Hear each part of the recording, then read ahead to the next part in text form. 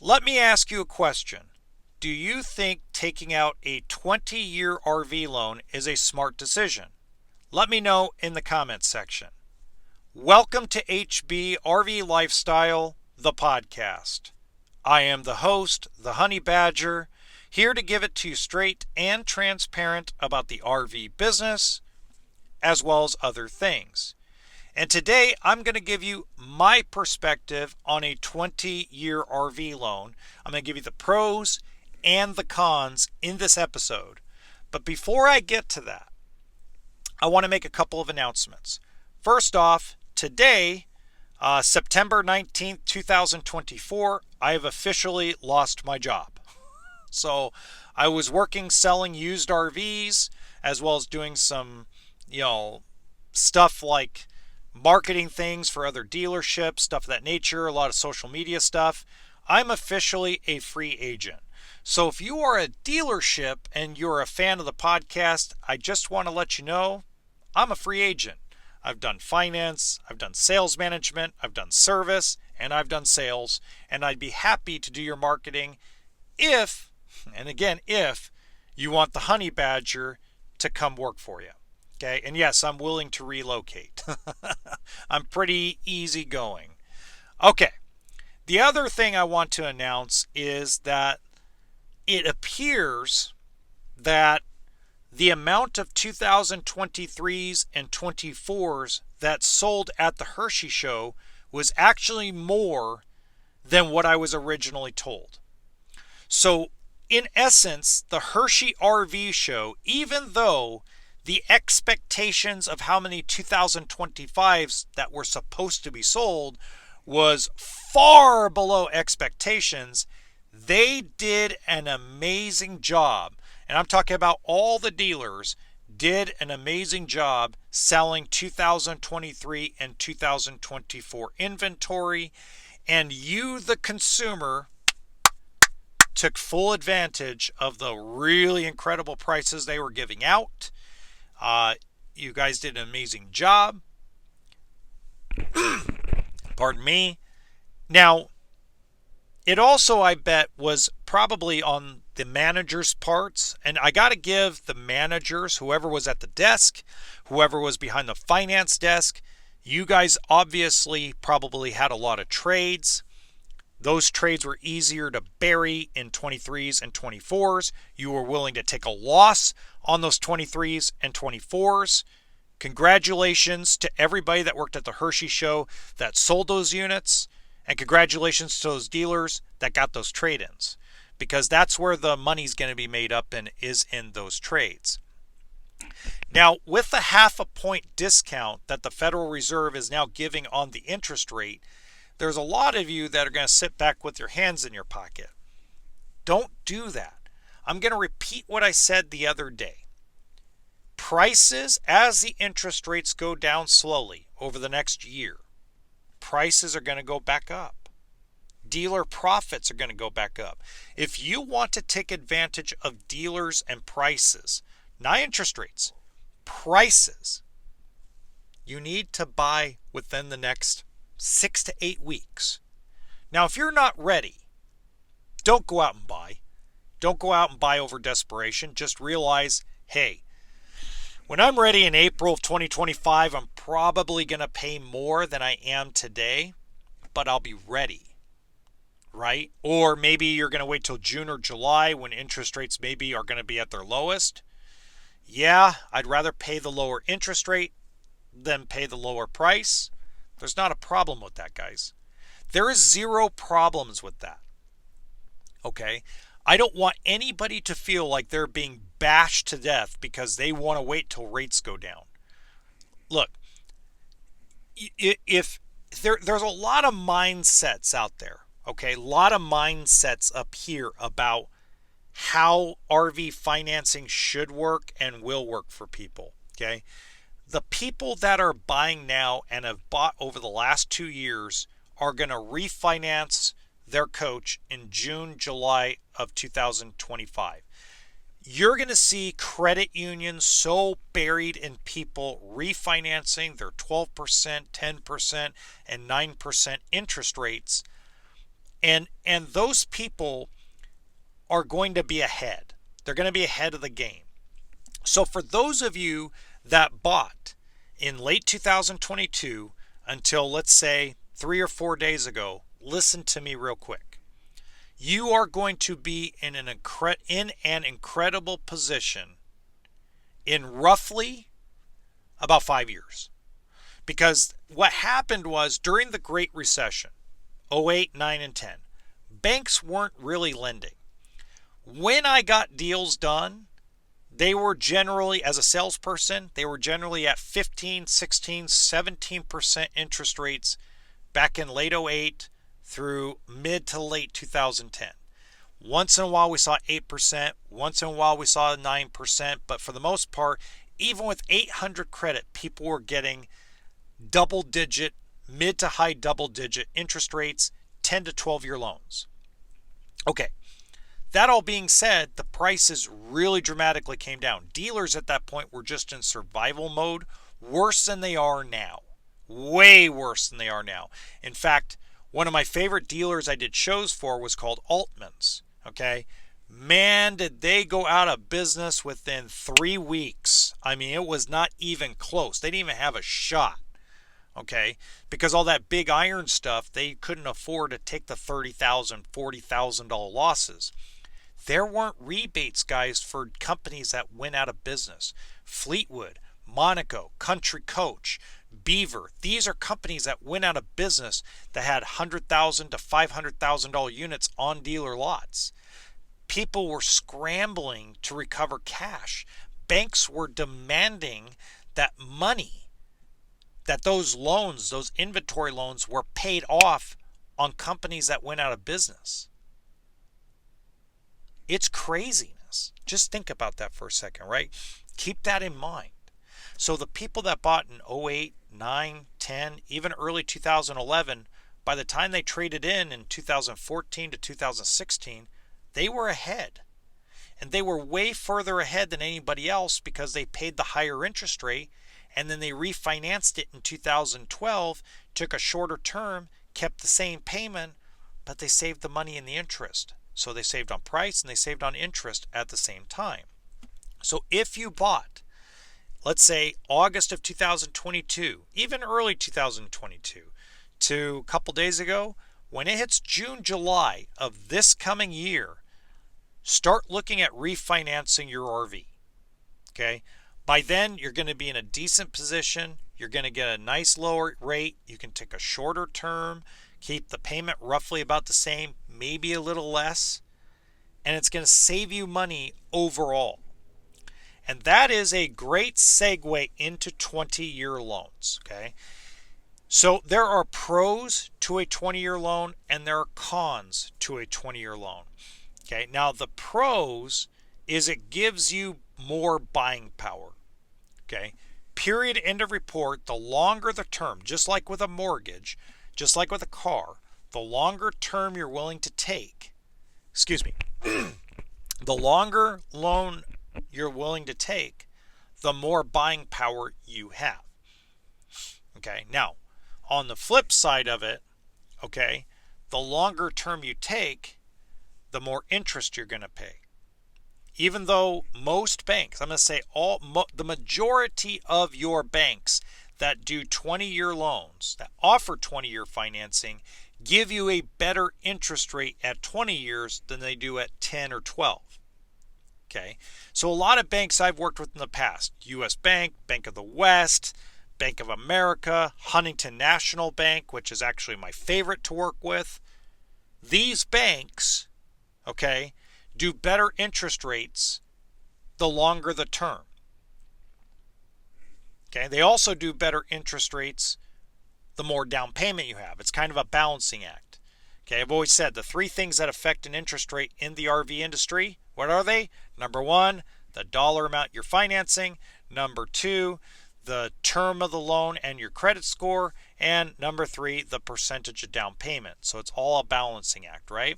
Okay, now, that all being said, okay, the con behind doing a 20-year loan is if you're only doing it to make minimum payments every month, you're going to be severely upside down in your loan really quick.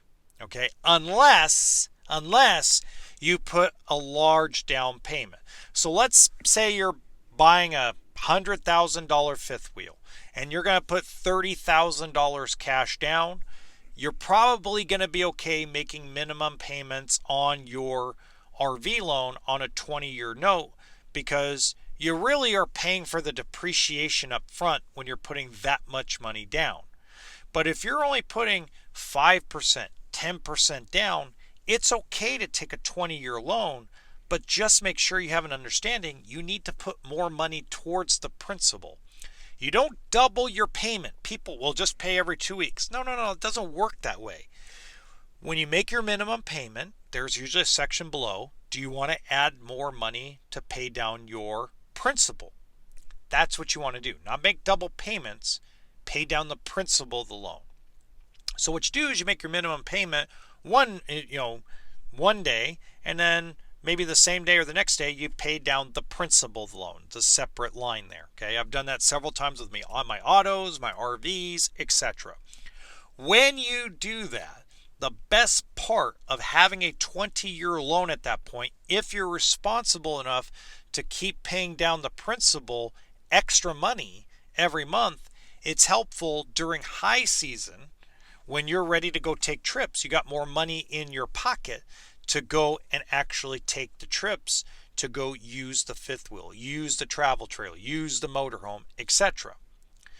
But when you're storing it and you're not using it, make sure you add extra money to the principal. When you do that, okay, you're shrinking down the principal amount. You're not shrinking the term, you're shrinking the principal, which is how the interest rate is recalculated. Remember, APR stands for annual percentage rate. Annual means it gets recalculated every year.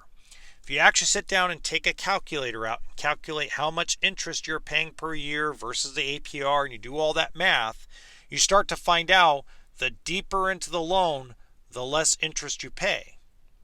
That's why I always say, for the tax benefit, which is writing off the interest as a second home, the best way to do that is for the first 7 years of the loan. After the first 7 years of a 20-year term, you're paying more principal than you are interest.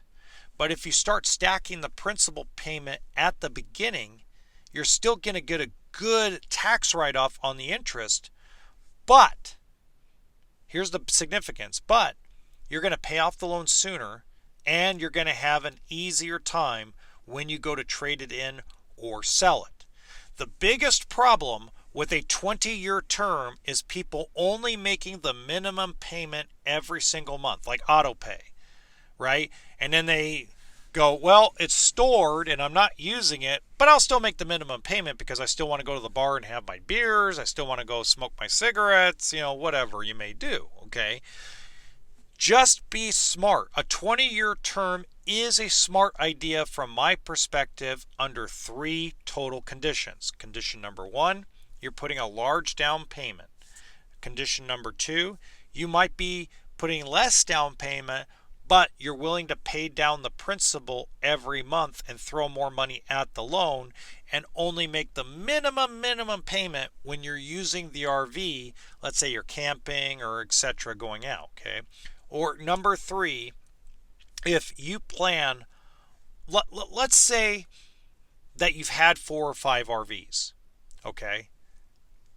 And you're just done with buying another one. You're going to go to that last one, that one you sold the house for. You bought a 45-foot, $700,000 coach, $250,000 fifth wheel, whatever that high-dollar, high-end motorhome that you're going to live in. Travel the country, scratch off the bucket list. Then a 20-year term makes sense with only minimum payments, because that's your next 10 to 20 years anyway, right? So what I want to know is, and I'm going to look at your comments, and we're going to, I might not respond to all of them, but I'd love to know what you guys think about it. Now, if this has been helpful to you so far, please make sure you hit that like button and subscribe to this podcast, as it does help us out. If you don't hit the like button, then this this video simply won't spread to other RVers. It just won't. I mean, that's just a fact of life of how YouTube does things. You don't like, you don't subscribe, YouTube doesn't push it out. Hey, that's why I ask for this always at the 15-minute mark, because if you didn't find this information helpful, more than likely you've clicked off the podcast episode already.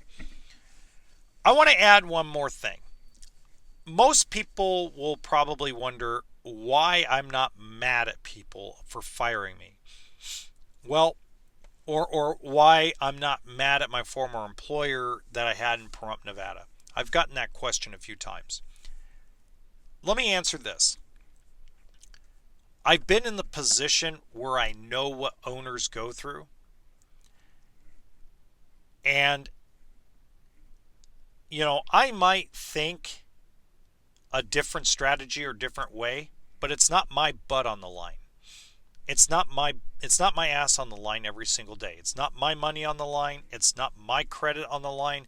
It's not my livelihood on the line. When you own a company, own a business, you deserve to try to make money. You deserve to make a profit.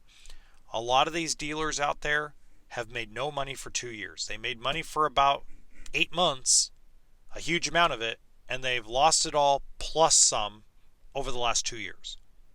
Now, I don't want you to feel sorry for them. I want you to understand it. Okay? Because a lot of people assume that, well, they just ripped everybody off for 2 years. No, they didn't sell enough RVs to be considered ripping somebody off until roughly about beginning of 2021. Remember in 2020, there was a huge shortage of everything, including RVs. There were not that many retail sold RVs in 2020 after the lockdowns. There was a big surge, and then nobody had inventory. I remember being on a lot in Beaumont, California, and we had like 4 units on the ground. A lot that carries 150 units, 4 units to sell. That's how it was until about the beginning of 2021.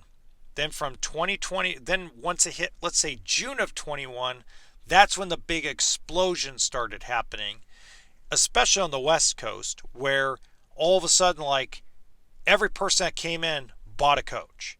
Everybody that came in had down payment and credit. People were making money. And then it started to die in April of 2022 and officially completely died in August of 22. So the reality is, yes, if you bought an RV in 2020 or 2021, you bought at the top of the market. If you bought in August of 2022 up until, let's call it a week ago, you bought at the bottom of the market. It has bottomed out, and now it's going to start working its way up because the Federal Reserve has changed interest rates. And dealers are excited and trying to figure out how to hold on till summer of next year, because summer of next year, when rates have bottomed out, they're going to raise their prices. Not dramatically. People assume, oh my God, it's going to be MSRP. No, it's not going to be MSRP. But we're going to go back to the days where the dealership is going to make 7 to 9% net profit after initial expenses. Not net profit in total, because you still got a lot of stuff they got to pay out of that 7 to 9%. I'm talking about the initial expense of the sale, the salesperson, the equipment, the technician, the finance guy, the manager, all the initial expenses of the RV, they got to make 7 to 9% above that. They're going to go back to making that. Okay? And hopefully owners will feel like, hey, maybe I can put 1 or 2% at the end of the year in my pocket. Now, 1 or 2% doesn't sound like a lot of money, but realistically, an owner after taxes, if they have a decent year, especially in a mom and pop shop, can make $400 grand, $450 grand a year. Is it worth it? Yes and no, because reality is it's going to be in the sale of the dealership, and the benefits of being a business owner is what realistically dealerships, where they make all their money. Their vehicles leased through the company. Their houses probably under a spouse's name or under a family member's name or under a trust. They don't really have their own kind of cash flow. I know an owner personally Okay, he's very successful, and before COVID and even during COVID, he only really put 180 grand in his pocket during those years.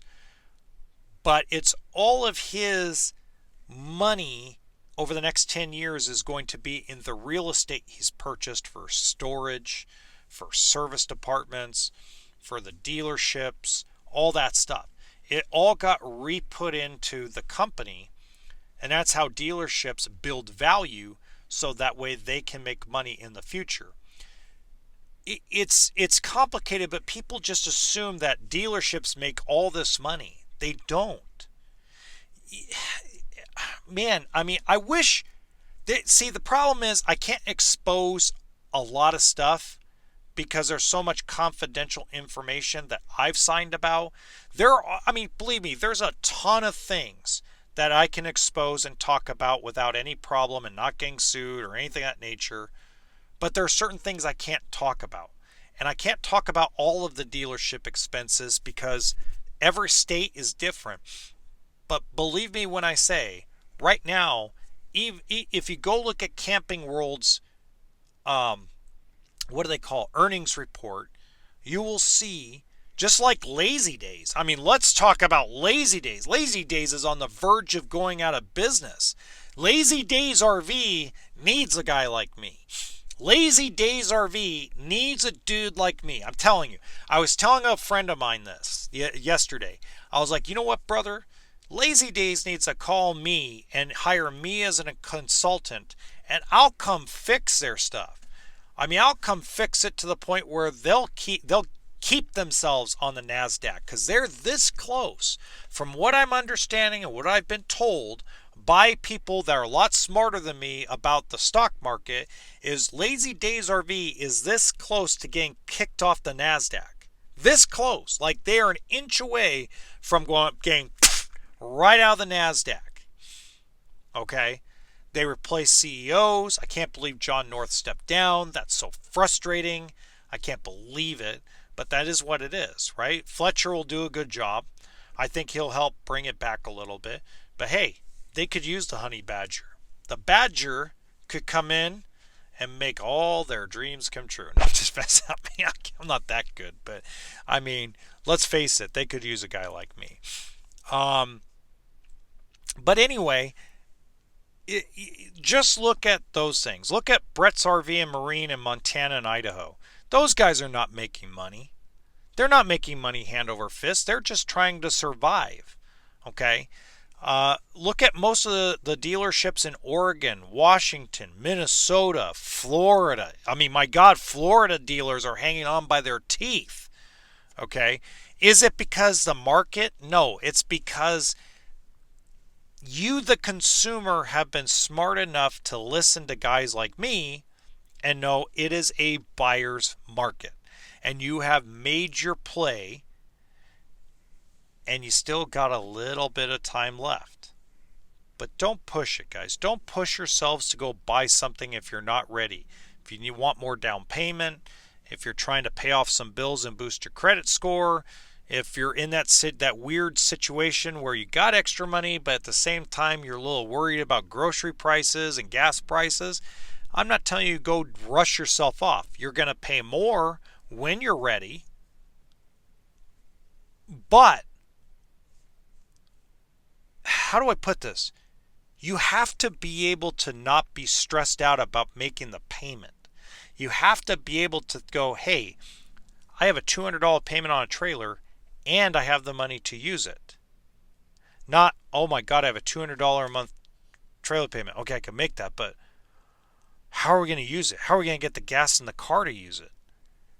You don't want to be in that situation. If you're going to be in a better situation in April, May, June of 2025, then just pay a little more for the trailer. You're going to pay more, but your monthly payment will roughly be still around that $200. Okay, so just kind of forecast that in your mind. I'm going to pay more for the trailer as a price, but with the interest rates dropping, my payment's going to be more affordable. Okay, those are things you just kind of have to think about. So Hey, big shout out to Nohrs RV, NOHRS RV in Northern California. Big shout out to you guys. I saw your TikTok videos. They popped up on my feed, and then all of a sudden I'm finding out you guys are fans of the TikTok channel. Thank you so much for your support on TikTok, and thank you so much for liking the videos. Thank you also for kind of copycatting some of my stuff. I actually find that complimentary. I only have one little thing for you. Stop using AI. Everybody clicks off AI. That's why your views on TikTok are not as good as they should be, because the camera work that you guys are doing is really good, really awesome. Get rid of the AI voice. Bam. You guys be ready to rock and roll. In fact, I'll do this. Since you guys are in Northern California, I'll make you a deal. You guys set me up with an RV on the lot, and I'll come for 2 weeks. You can pay me, and I will do the voice work, and I will actually do it for you guys for a really good rate. Okay? Until next time, guys, remember, toolkit and sense of humor.